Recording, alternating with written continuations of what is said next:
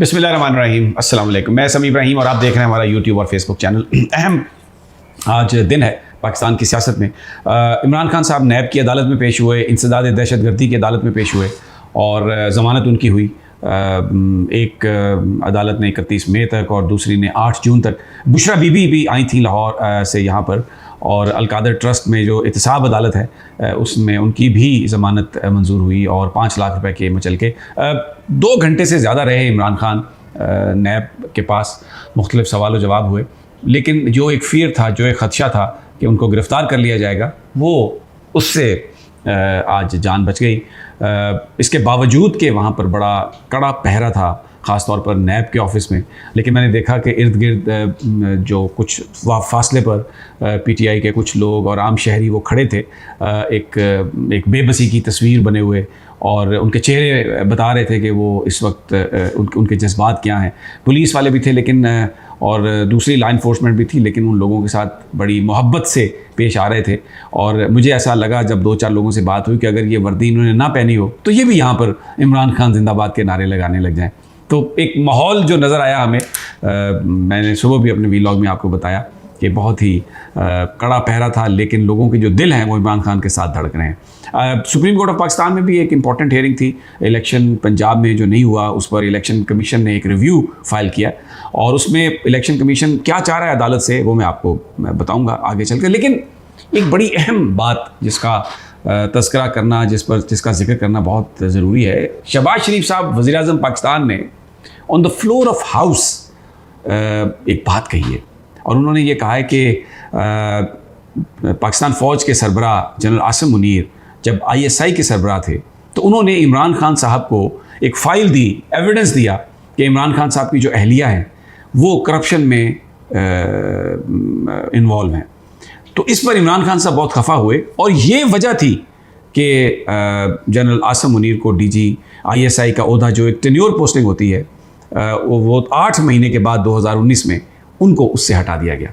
और उन्होंने ये बात कही कि ये बेसिकली ये बात शुरू इस तरह से हुई कि जो डेली टेलीग्राफ है लंदन का, उसने एक स्टोरी छापी, उसमें इमरान खान का एक इंटरव्यू भी था जिसमें उन्होंने ये बात कही थी। तो इमरान खान ने इस बात की ट्वीट में तरदीद की थी कि ऐसी कोई वाक़या नहीं हुआ। जनरल आसिम मुनीर ने कभी मेरे साथ कोई ऐसी फ़ाइल शेयर नहीं की मेरी अहलिया बुशरा बेगम के हवाले से, और मैंने उनको ISI के ओहदे से इस वजह से बिल्कुल नहीं हटाया, ये झूठ है। तो शहबाज शरीफ साहब ने ये कहा कि इमरान खान न्याजी आप झूठ बोल रहे हैं, और शहबाज शरीफ ने कहा कि मेरे ज़ाती इल्म में है कि जनाब ये फ़ाइल दी थी आसिम मुनीर साहब ने और इसीलिए उनको हटाया गया था। अब ये बहुत सेंसिटिव मामला है, 2 चीज़ें हैं इसमें। मैं इमरान खान साहब इस हवाले से क्या कहते हैं कि DG ISI को क्यों हटाया, वो भी पर्सपेक्टिव वो मुख्तलिफ जर्नलिस्टों के साथ अपनी ऑफ द रिकॉर्ड मीटिंग में शेयर कर चुके हैं, और कुछ मीटिंग्स में मैं भी शरीक रहा हूँ।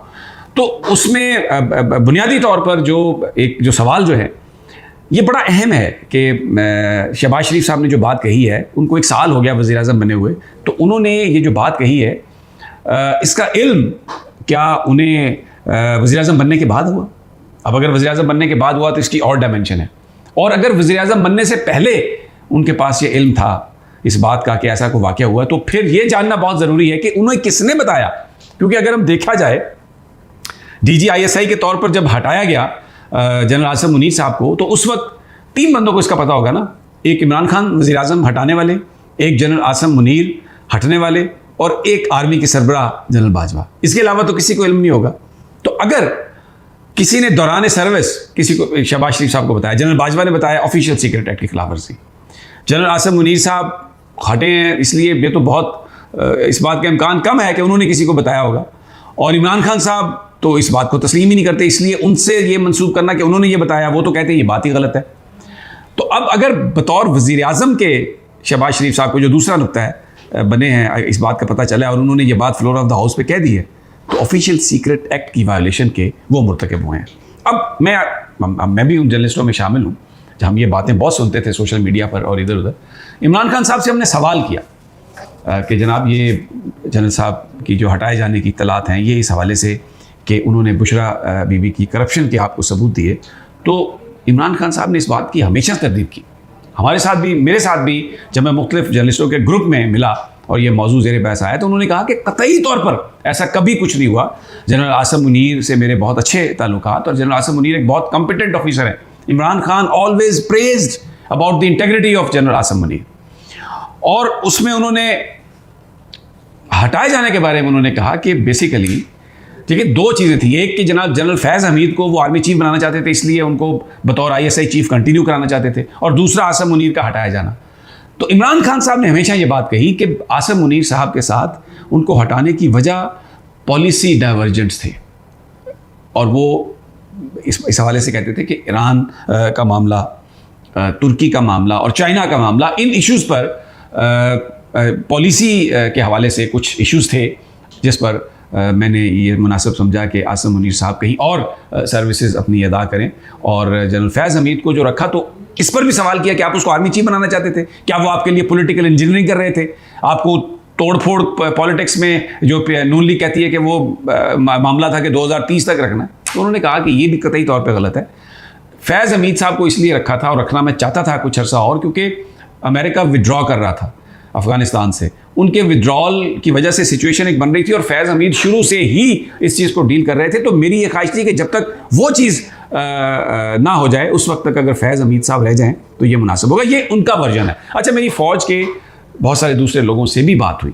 वो इस बात को, फ़ौज में इस बात को लोग नहीं मानते। एक दो लोगों से जो मेरी बात हुई, ज़्यादा तो मेरी एक्सेस नहीं है, एक दो बंदों से बात हुई, उन्होंने कहा कि ये मुमकिन नहीं है कि जनरल आसिम मुनीर जो हैं वो पॉलिसी के इशू पर कोई इख्तलाफ करें या कोई ऐसी बात हो। लेकिन जाहिर है किसी को इन्फॉर्मेशन नहीं पता, और ना ही हम ये कह सकते हैं कि इमरान खान साहब ने कोई गलत बयानी की है।